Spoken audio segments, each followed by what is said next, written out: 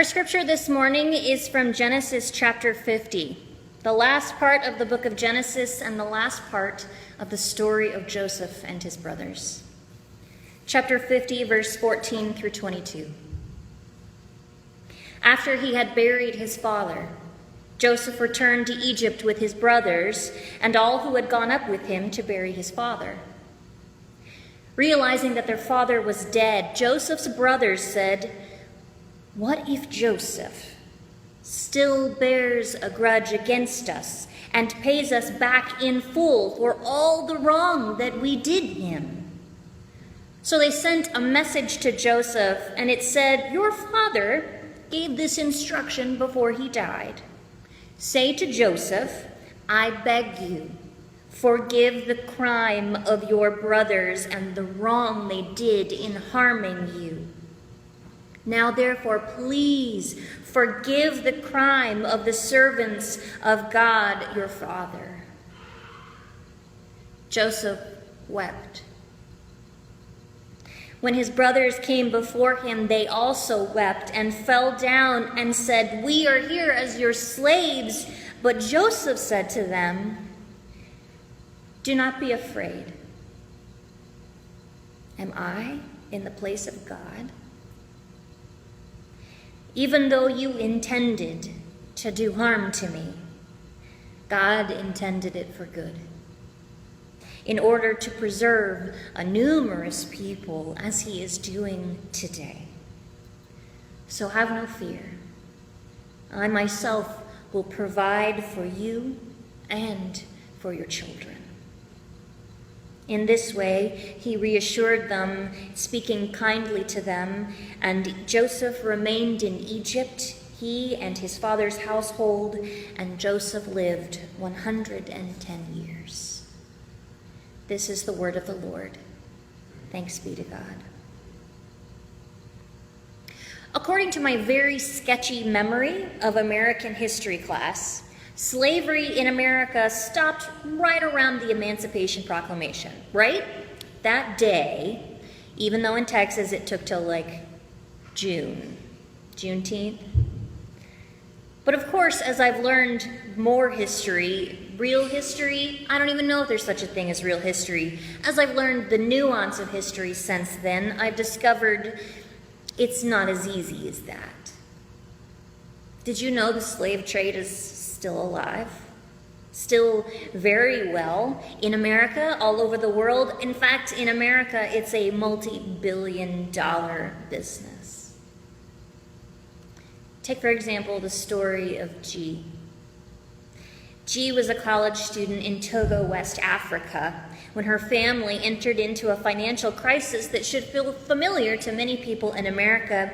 You see, like any poor family living paycheck to paycheck, there's no money for a crisis, especially not a health crisis. But her father did have a health crisis, and to get the treatment to live, he had to rack up an incredible amount of medical debt he would never be able to pay off.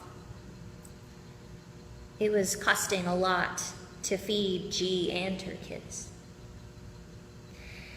So G's cousin Joe already lived in America, and he offered to G's father, "Let her come here and live with me. She can finish college. She won't be a burden on you anymore." So G came to the country, but instead of doing any of that, she became her uncle's slave. For 5 years, he kept her, beat her, loaned her out to his friends for service. And eventually, she escaped, and he was arrested and convicted not only for enslaving her in Colorado, but also 3 other children in his home. And believe it or not, her story is actually one of the happy ones, because she got away. Q was born in Cambodia, and when she was 12 years old, her mother sold her virginity to a stranger to help pay off the loan sharks that they'd had to go to get money to pay off medical debt. It was only when Kiyu discovered that her mom had arranged for her to be a sex slave in a brothel for the next 6 months that she ran away. And thankfully, there was a Christian organization in her city that took her in, and she lives with them to this day. When Kiyu's mother was asked about why she did it, she said, "I regret it, but what can you do? What can you do?" Our capacity to hurt one another is incredible. That is no surprise to any of you. And that hurt and violation is magnified when it happens within the intimate contexts of our families. We like to present an idyllic presentation of family to the world, the illusion of the nuclear family, mom, dad, 3 kids, lots of money, pets, fences, perfection. But we know that's not the way it actually works out for most of us. All too commonly, we come to understand that everybody's carrying around some kind of invisible wound gotten at the hands of friends and family. People carrying the memories of abuse by their parents or their grandparents or their brothers and sisters. People who carry invisible wounds about addict family members who drain the resources and kill everybody's belief in grace. So many of us are carrying around family baggage labeled strife and regret and hurt. And some are extreme, like Q, like G. And maybe you're thinking, that's a pretty extreme example of family anguish, but it's a story in Scripture too. Genesis 50 doesn't seem like a really dark passage, does it? It mostly just hints at darkness. Did you hear that? Joseph's brothers are fretting amongst themselves. What if he still bears a grudge against us and pays us back in full for the wrong that we did him? They send him a note and they claim that their father said, "You need to forgive your brothers for the wrong they did harming you." What are these crimes? Way back in Genesis chapter 37, Joseph is 17 years old and is the favorite child of a father's favorite wife. He's kind of a brat. But remember when you were 17? Okay? Remember that. And remember that your family didn't throw you in a well because of it. Joseph's brothers take him and are going to kill him and instead throw him down into a pit and argue about what to do with him, deciding that the more humanitarian thing would be to sell him into slavery. We call that human trafficking now. Joseph spends the next decades of his life being sold, being owned, imprisoned. He's sexually assaulted by the wife of one of his owners and ends up in jail. The brothers, to make sure their father never looks for him, fake his death. This was no simple family squabble like you and I have had. My sister and I didn't learn how to be friends till we were in our 20s, but she never faked my death. This was devastating. This was brutal. This was betrayal. But since those brutal days, Joseph lived somehow, relying on the God he believed in. He actually rises to power past the trauma of those days, and eventually Joseph is the only reason why anybody in Egypt or Canaan is alive because of this terrible famine. Just 5 chapters previously, Joseph's brothers had shown up to Egypt to get some grain because Canaan is dead, and they don't even realize the person they're asking for food is Joseph. Do you know what Joseph's response was when his brothers showed up? He cried. Joseph thought he was over that pain. He even named his son Manasseh, which means to forget. Because as he explained to his wife, God has helped me to forget all of my trouble and everyone in my father's house. But it seems like that wasn't true. It seems like it's really hard to forget trauma and pain like Joseph had. Some scholars and preachers will tell you that we should be glad that brothers can finally admit what they did was wrong, but would they have apologized if Joseph was still a slave in Potiphar's house?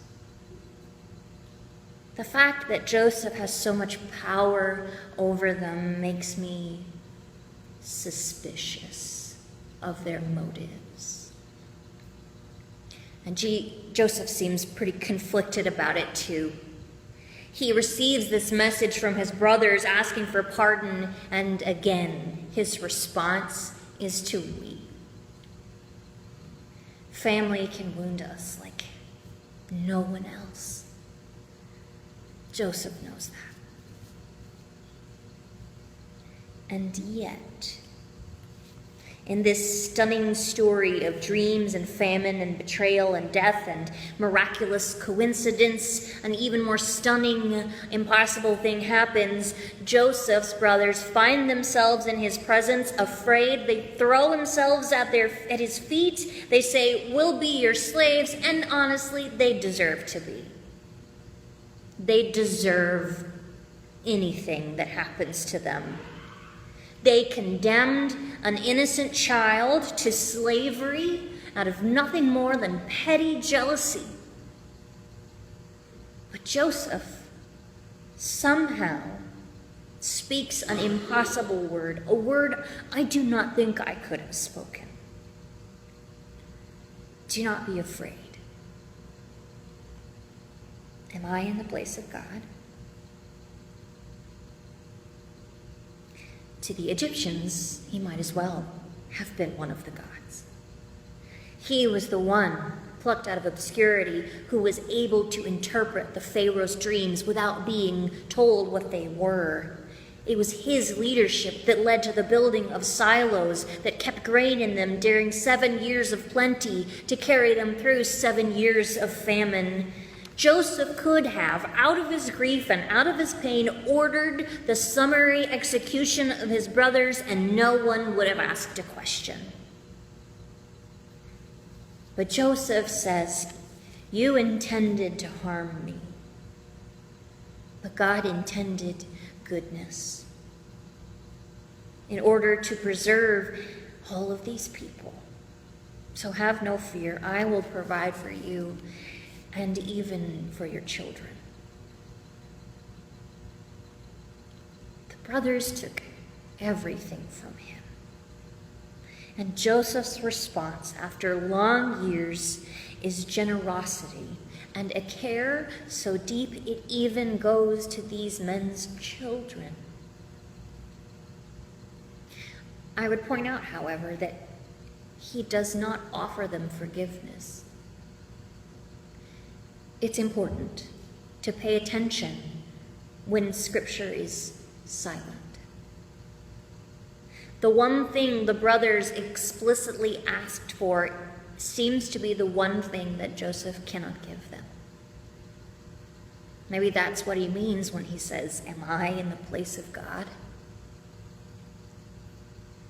I am inclined to believe that the trauma of his brother's actions was too deep a wound to be merely healed by 2 coincidental meetings and some shared words together. But perhaps it is the Spirit of God that has always been with Joseph that gives him the courage that it takes just to reach out enough to offer care. This is not yet a story of forgiveness and reconciliation. but it's a story about the beginning of it. There's something really beautiful in that. That the story of Joseph and his brothers is a clear presentation of how complicated it is to have family and be hurt by it. The ways we hurt one another are real, but so is the possibility of healing. If we view, as many therapists already do, forgiveness and the healing of families as a commitment to a journey together, we are less likely to feel guilty about failing to instantaneously forget all the terrible things that the people we love have done to us. But the story indicates we have to be able to say out loud. To say out loud the things done to us, the things that we have done, because I assume that we are not all innocent lambs in our family relationships. Much of the difficulty in the relationship I had with my sister was because of me. We have to make space, too. Space for the weeping. The weeping that we cause, or the weeping we must do. And when we are the ones who are wronged, we have to have the courage, like Joseph, to just take one step towards the ones who hurt us. And when we are the ones who do the wronging, we have to be like these brothers and accept what is offered rather than demand what we want. I'm sure the brothers understood that they were not yet forgiven. For some of us, reconciliation is possible. And we have to learn that forgiveness only can start to grow within us if it begins with a confession and a commitment to care for one another beyond that confession, but even more critically than that. Those of us who are standing outside of fragmented families have to learn to keep our mouths shut.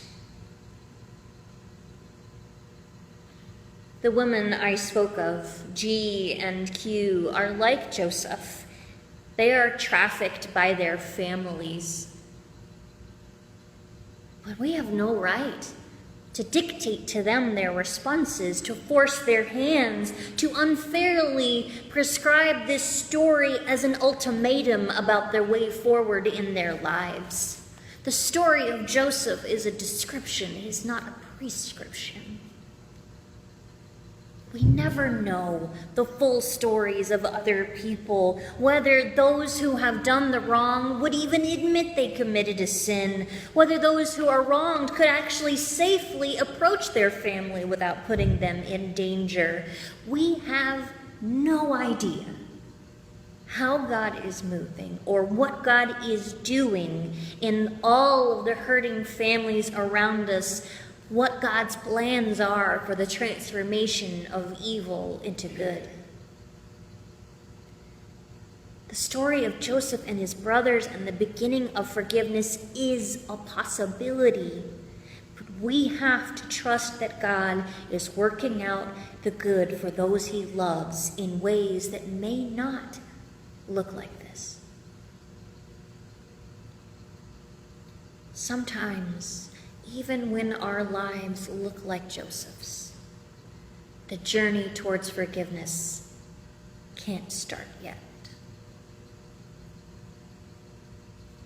For the next 3 weeks, we're going to continue to ponder here and in our hearts the calling of Christians to this task of forgiveness. You heard that gospel reading earlier. Jesus, when asked how many times we forgive, says 70 times 7. That's the ancient Jesus way of saying of infinity times. Every week we're going to keep saying that Lord's Prayer that we've been saying our whole lives. Forgive us our debts as we forgive those who have debts against us. This provocative command to forgive. But this series and look at forgiveness is not meant to make you feel bad about the ways that forgiveness is not always a part of your story. I begin with Joseph to let you know that even the mighty men of God, the mighty women of God, whom God carries through history, forgiveness is hard even for them. Forgiveness is a journey, and in and of itself, a lifelong commitment for those who call themselves Christians. It is a journey we strive after and acknowledge we may never fully make it. But Joseph said something we should remember. Do not be afraid. Are we in the place of God? No. Let us trust that as we are transformed by God's Spirit, we will grow into forgiveness, just like Joseph and his brothers did. And let us give thanks that even if our stories do not yet look like the end of Genesis, there still lingers the possibility of hope. Pray with me.